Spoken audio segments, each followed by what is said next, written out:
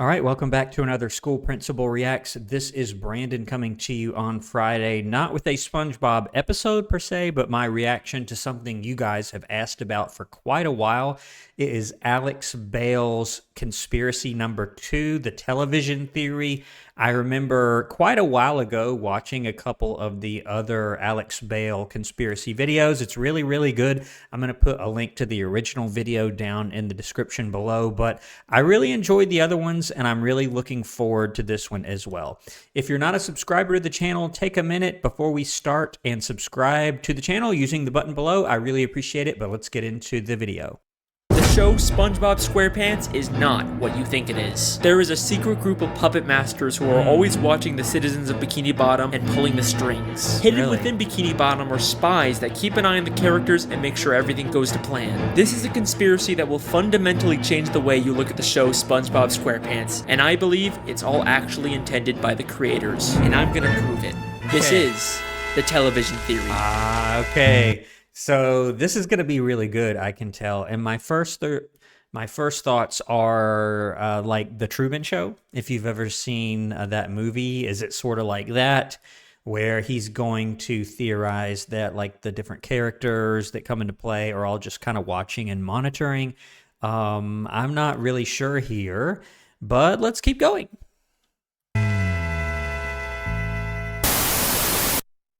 You guys had a great reaction to my Squilliam Fancyson theory, and I had a lot of fun making it. Yeah, and I had a lot of fun watching it, honestly. Check out my reaction to his video on the channel. I think it's in the SpongeBob SquarePants playlist on this channel, but I really enjoyed it as well.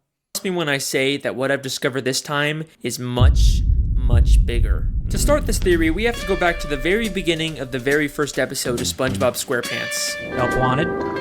Yeah, and it's sort of funny just watching these little cut scenes and listening to this.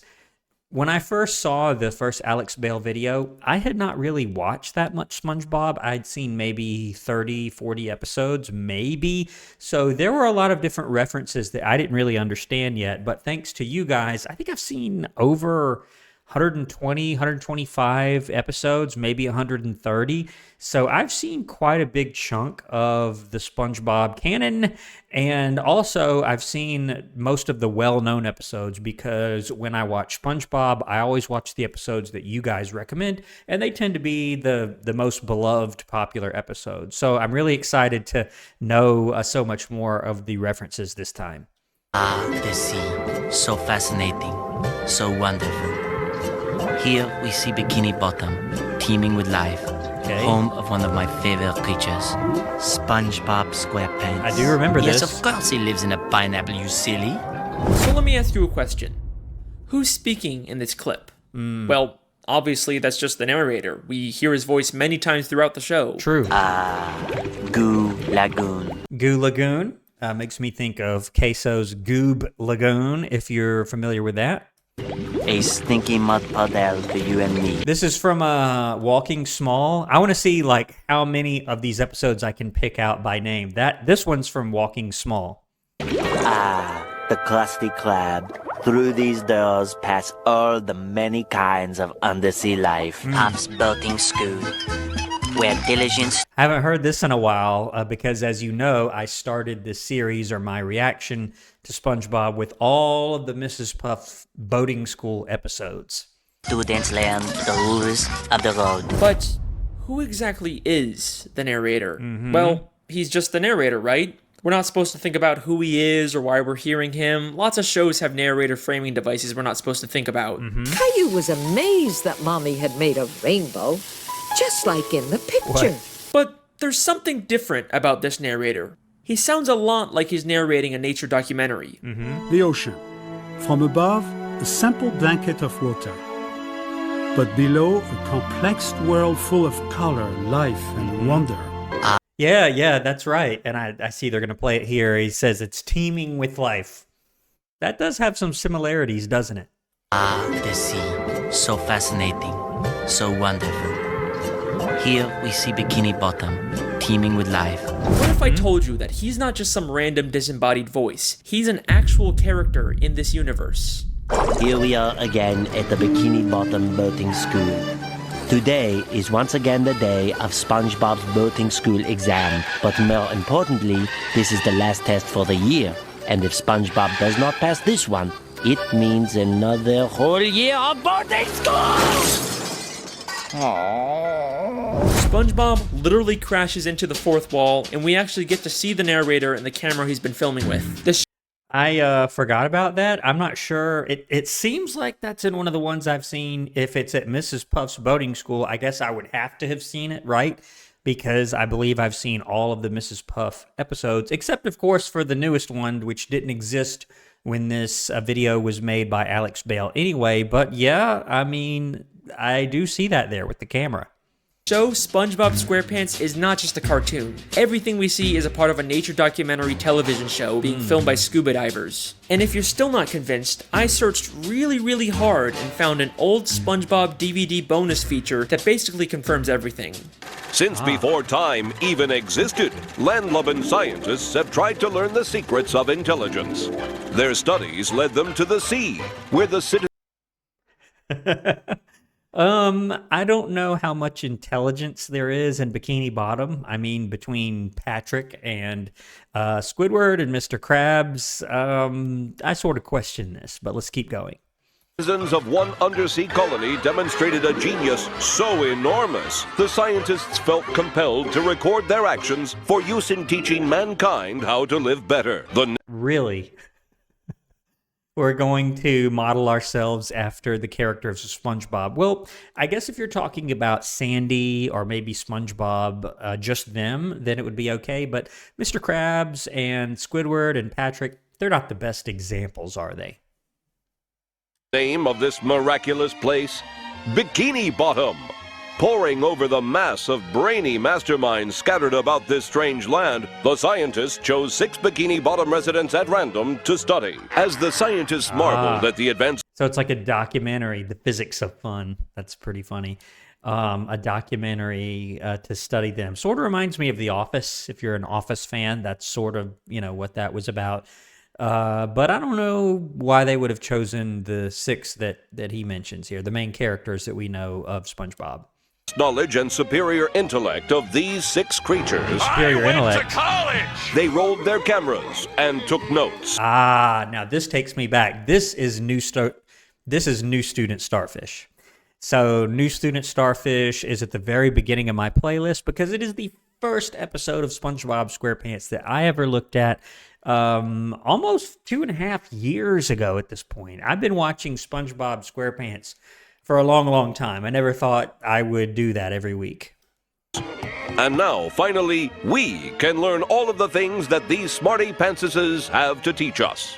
Life lessons from Bikini Bottom. Oh my goodness. I don't know how it can get any more clear than that. Now, if you rewatch the show with this new information in mind, some things start to take on a whole new meaning. Throughout the series, there's this weird, unexplained running gag of a human hand interfering with the characters. It's even in the beginning of every episode in the intro for the show. Maybe the filmmakers are doing a bit more than just studying these characters. The hand seems to mostly interfere just to maintain the health and safety of the characters. You know, that's not bad. This is becoming much like the other Alex Bale theory videos that I've seen. Really spot on, really believable. I'm impressed so far, and I'm really enjoying this, aren't you? Like treating SpongeBob for the suds. Well, The Mr. suds. SquarePants, it seems you have the suds. Are you... Oh yeah, because he gets diagnosed and then like some actual hands like wash him or rinse him out. And I think maybe the same thing happens to Patrick, but I do remember at the very end there was a live action shot of some actual hands like washing him in the sink. Let's see. Ready for your treatment? Oh, Hans! Hans. Yep. I remember. Yep. It makes sense that the filmmakers wouldn't want to risk the safety of their main character. After all, there's no show without SpongeBob, but that's not the only reason why they interfere. Season 3, Episode 16, I Had an Accident. And I've never seen this one. A lot of these I'm hoping that I will have seen when they talk about them. I have not had a chance to see this one yet. is infamous for having one of the most absurd, confusing endings in the entire show. It ends with a real gorilla suddenly coming out of a Patrick costume and attacking the characters. A real gorilla? Huh?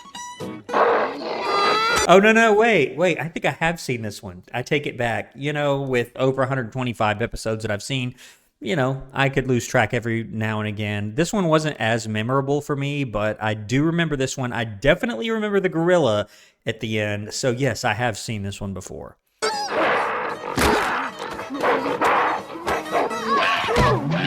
Then as soon as SpongeBob begins to question the logic of the scene, this happens. What's a gorilla doing underwater in the first place? Well, it's funny you should... I mean, see, George, they're onto us! Let's get out of here. So weird.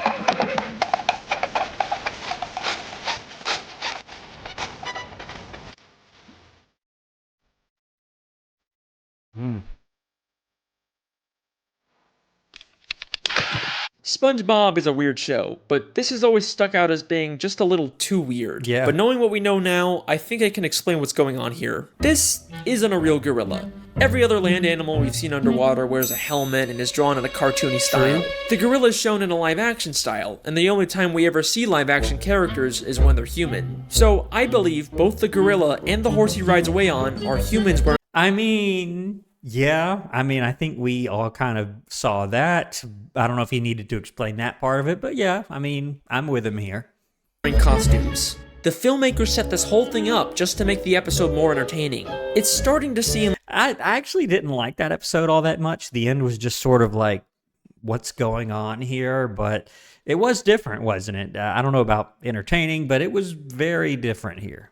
Like, this isn't strictly a nature documentary anymore. It's more of a reality TV show made for entertainment. Who knows what other absurd elements of the show are actually put there by the filmmakers to make the show more entertaining and profitable. Although, based on the people's reaction, it doesn't always seem to pay off. But how far will the filmmakers go to make the show more profitable?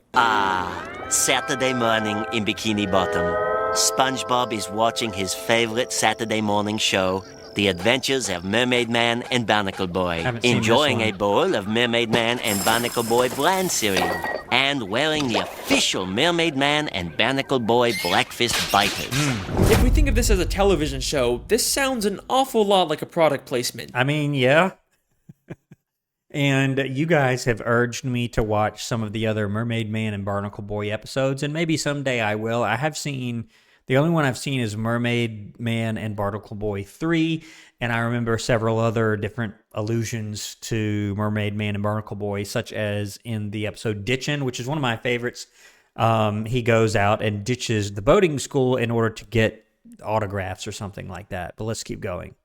Listen to how the narrator specifically says the full names of the products. The Adventures of Mermaid Man and Barnacle Boy. Mermaid Man and Barnacle Boy bland cereal. Mermaid Man and Barnacle Boy breakfast biters.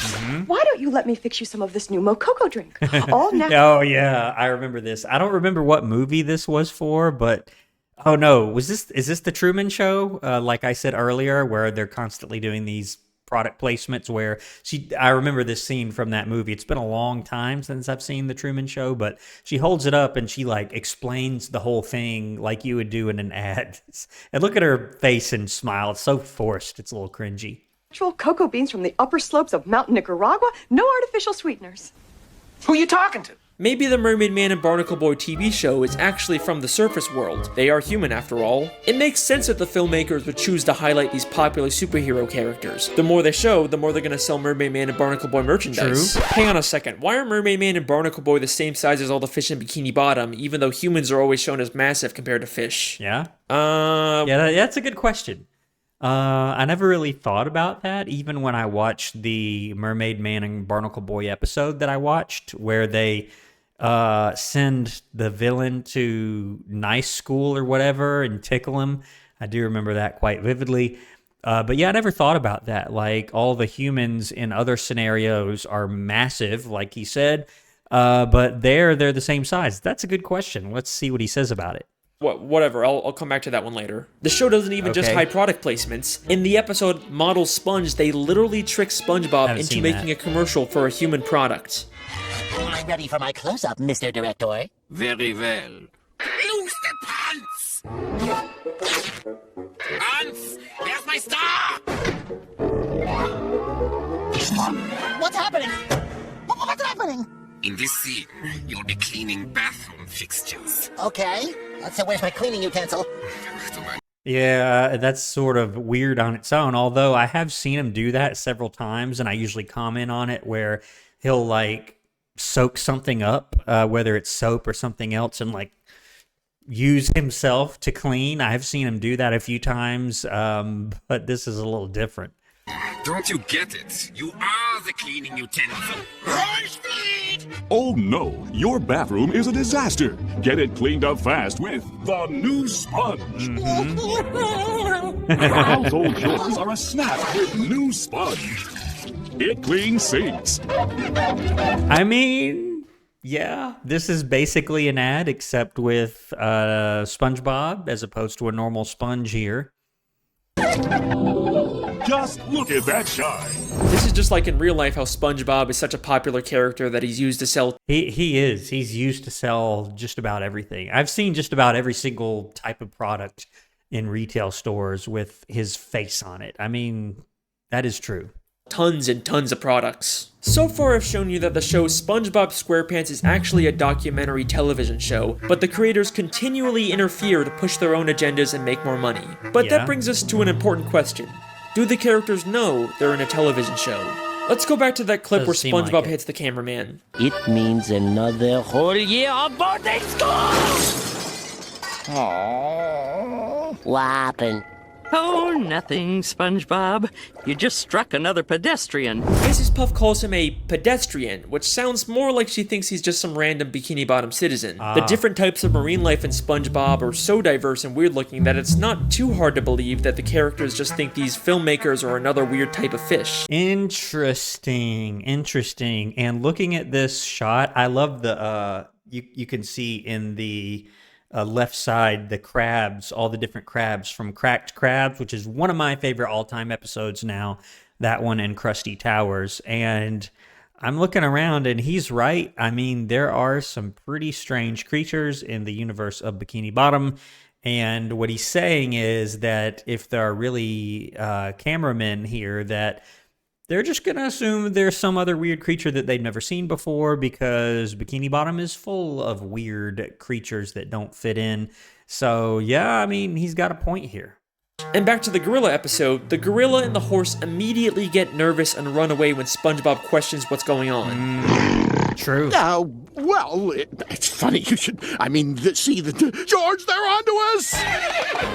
Let's get out of here. Almost like the creators don't want the characters to be aware their lives are being interfered with. Now, there isn't a ton of footage of the characters interacting with the filmmakers, but I dug really, really deep and found the smoking gun that answers all of our questions. Okay. This is an old commercial from 2004 made to promote the SpongeBob movie. SpongeBob, what kind of jellyfish is that? It's not a jellyfish, Patrick. It's a spaceship. Hey guys, it's Carlos from the Zone. I was wondering if you could answer a few questions. Questions? Run for your lives! No, Pat, don't you see? It wants to learn about our world. This is so strange. I don't know. Part of me thinks that I've seen this before, like when it came out, but I don't think that I have. I think I'm imagining that here. And it's chosen us. What? Yay! Oh, we've been chosen. Sounds like Toy Story, right? You've been chosen, with the little aliens in the toy machine or the claw machine. A submarine comes down to SpongeBob and Patrick to ask questions to promote the new movie. SpongeBob and Patrick are clearly confused by this and think the submarine is some kind of alien. They also have no idea that they're the stars of a movie. Well, thanks guys. True. We'll see you in the movie. Bye. Movie? What's that? I don't know. But they have a movie theater in Bikini Bottom. I've mentioned that a couple times recently. So I think it's pretty clear at this point that the characters are unaware their lives are being filmed and interfered with. I can see but that. there are some characters that have to have some level of awareness. For example, the Dr. Fish that told the human hand to treat SpongeBob. Because, yeah, I was thinking that earlier when they mentioned this episode, Suds, like as if the fish doctor is like in on it, and that he's being used by the humans to keep the show going, or what incentive did they offer him, to cooperate? It really gets pretty deep, but it is pretty funny to think about. Let's keep going. And the director fish that directed the commercial for the human world. What makes these characters so special? First off, the director fish isn't actually from Bikini Bottom. Before he directed this commercial, we saw him as a citizen of New Kelp City in the episode Whatever Happened to SpongeBob. Okay. Out of all the characters they could have used, they specifically chose a character from out of town. Almost like the filmmakers didn't want to use anyone in Bikini Bottom so they wouldn't risk everyone finding out about the television show. Then there's the Doctor Fish. We don't know where he originally came from, but he's an extremely suspicious character. Usually he's purple, but sometimes he's orange, sometimes he's purple with orange hands, sometimes he's a pirate, and he bears a striking resemblance to Dr. Manowar from the... I guess so. I don't think he looks that much like this guy. I know him as purple. I usually see him as a purple Dr. Fish. Jellyfish Convention. And now it only hurts when you touch it. Why does he have so many different disguises and identities? What is he hiding?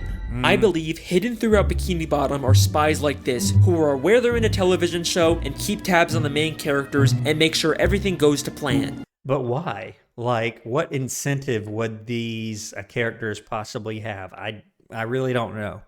There's so many suspicious characters in Bikini Bottom that it could literally be anyone. The mailman, the hot dog vendor, Old Man Jenkins, it could literally be anyone. But what if I told you that the biggest spy of all isn't some random side character? It's one of the main characters of the show. Ooh. Someone who's been there from the very beginning. SpongeBob? Someone who's not even from Bikini Bottom. Mrs. Puff? Someone who's not even from the ocean. That's right. Sandy Cheeks. Oh, no. Oh, man. Please tell me it's not so. But, in a way it makes sense because she is a land animal after all, and she is there with her little diving suit, and she is very smart. I always say she's always the voice of reason, not like the other inhabitants of Bikini Bottom always acting crazy. And she is very much into science. If you know about the show, she's always doing experiments and stuff like that. To a degree, it sort of makes sense. I am sort of, let down because I do like Sandy a lot because she's such a rational character that tends to save the day and tends to undo all the stuff that SpongeBob and Patrick get themselves into. But let's see what his explanation is here. That sort of threw me for a loop. Sandy Cheeks is the thrill-seeking scientific squirrel from Texas who lives underwater in her tree dome. Yep. But why did she come to Bikini Bottom? In the episode Chimps Ahoy, we find out she was hired by a group of chimpanzees to come underwater and create inventions. But why does she need to be underwater to make inventions? She could have just as easily have made any of her inventions on land. It must be extremely expensive to maintain a giant dome of air underwater. There is no way the only reason she's here is to make random inventions. I think this whole episode is an elaborate ruse to throw off the other characters from the real reason Sandy is in Bikini Bottom. Spy on the main characters and make sure the show stays on track. I guess, but recently, the episodes that I have watched most recently haven't even had Sandy in them. I haven't seen Sandy actually in a long time, what seems like several weeks. So, I don't know, but it is a good little theory. I mean, as scientific as she is in particular, does sort of make sense, although I'm sort of disappointed, to be honest. Many of the times the characters are in danger, Sandy conveniently steps in to save the day. And many of the wacky, entertaining episode plots are driven by an invention Sandy creates. I mean, that is true. That is absolutely 100% true. I was just saying a minute ago, so many times she does save the day. And it is true that many of the episodes' plots are driven by her inventions. I remember them going to the moon in a spaceship that she builds. Yeah, he's right. Everything she does is a calculated move to carry out the hidden agenda. This, I don't know what episode this is from, but she looks sort of diabolical here. Of the filmmakers. Her entire friendship with SpongeBob and the other characters is built on a lie. But you're probably saying, Sandy is a sweet, friendly squirrel. There's no way she's behind this. Yeah, I mean, so spot on. This is why I love his videos so much, Alex Bale. Yeah, That's exactly what I was thinking. That's why I said I was so disappointed because of her personality and demeanor and everything and her friendship with SpongeBob. I don't know if I want to hear what's coming, but let's keep going. You're not convinced yet? That's okay, because what I'm about to show you is so mind-blowing, so insanely revealing, that it's actually the whole reason I decided to make this video. Get ready for the big one. Season 10, Episode 10, Feral Friends, is the episode that unlocks this entire mystery. Haven't seen it, and, you know, if I see it later, I'll maybe get a little bit of a spoiler here. That's okay, but it won't ruin the entire episode, I'm sure. During a birthday party, a green moon suddenly appears and turns everyone except Sandy into less evolved, real-life versions of themselves. Wow. Sandy is completely caught off guard by this and decides to call someone for help. And take a guess who she calls.